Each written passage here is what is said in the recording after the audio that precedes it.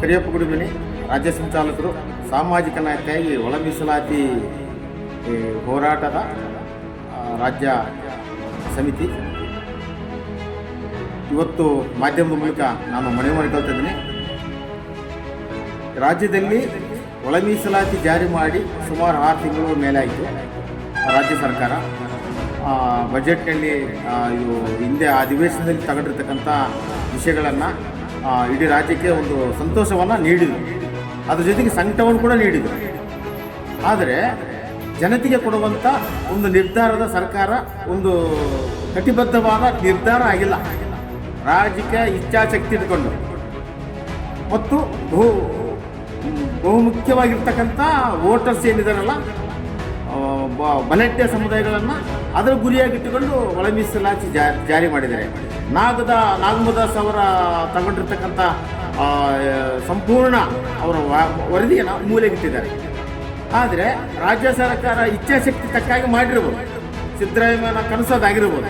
ಆದರೆ ಇಲ್ಲಿ ನಮಗೇನು ಕಾಣ್ತದೆ ಗೊತ್ತಾ, 1968ರಿಂದ 77 ಸಂದರ್ಭದಲ್ಲಿ ಪರಿಶಿಷ್ಟ ಜಾತಿ ಒಳಗೆ ಏನು ಸೇರ್ಕೊಂಡು ಬಂದುವಲ್ಲ, ಅವರಿಗೆ ಸಮುದಾಯಗಳಿಗೆ ನ್ಯಾಯ ಕೊಡ್ಬೇಕಂತ ಹೇಳಿ ಎಲ್ಲ ದಲಿತರು ಅಂತ ಹೇಳಿಬಿಟ್ಟು ದೇವರಾಜ ಅರಸು ಅವರು ತಗೊಂಡಿರ್ತಕ್ಕಂಥ ನಿರ್ಧಾರ ಏನಿತ್ತಲ್ಲ, ಅದು ಒಳ್ಳೆ ನಿರ್ಧಾರ. ಜನತೆಗೆ ನ್ಯಾಯ ಸಿಗಲಿ, ಎಲ್ಲರೂ ಒಂದೇ, ಎಲ್ಲರೂ ಭಾವನೆ ಒಂದೇ ಅಂತ ನಾವು ಅವತ್ತಿನ ದಿವಸ ಒಪ್ಪಿಕೊಂಡಿದ್ದೀವಿ.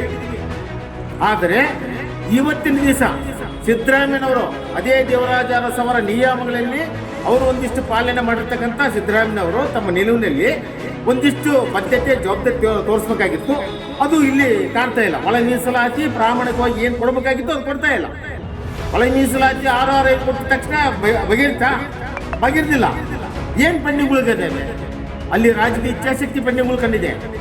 SCP ಮತ್ತು TSP ಹಣ ಮಂಜೂರಾತಿ ಹಂಚಿಕೆಯ ಪೆಂಡಿಂಗ್ಗಳು ಕಂಡಿದ್ದೇವೆ, ಮತ್ತು ಉದ್ಯೋಗ ಪೆಂಡಿಂಗ್ಗಳು ಕಂಡಿದ್ದೇವೆ, ಬ್ಯಾಕ್ಲಾಗು ಪೆಂಡಿಂಗ್ಗಳು ಕಂಡಿದ್ದೇವೆ, ಮತ್ತು ಬಡ್ತಿ ವಿಷಯದಲ್ಲಿ ಪೆಂಡಿಂಗ್ಗಳು ಕಂಡಿದ್ದೇವೆ. ಇದೆಲ್ಲ ಅನ್ಯಾಯ ಕಾಣ್ತಾ ಇಲ್ಲ ರಾಜ್ಯ ಸರ್ಕಾರಕ್ಕೆ. ಮಾನ್ಯ ಸಿದ್ದರಾಮಯ್ಯನವರೇ, ನಿಮ್ಗೆ ಅನ್ಯಾಯ ಕಾಣ್ತಾ ಇಲ್ಲವಾ?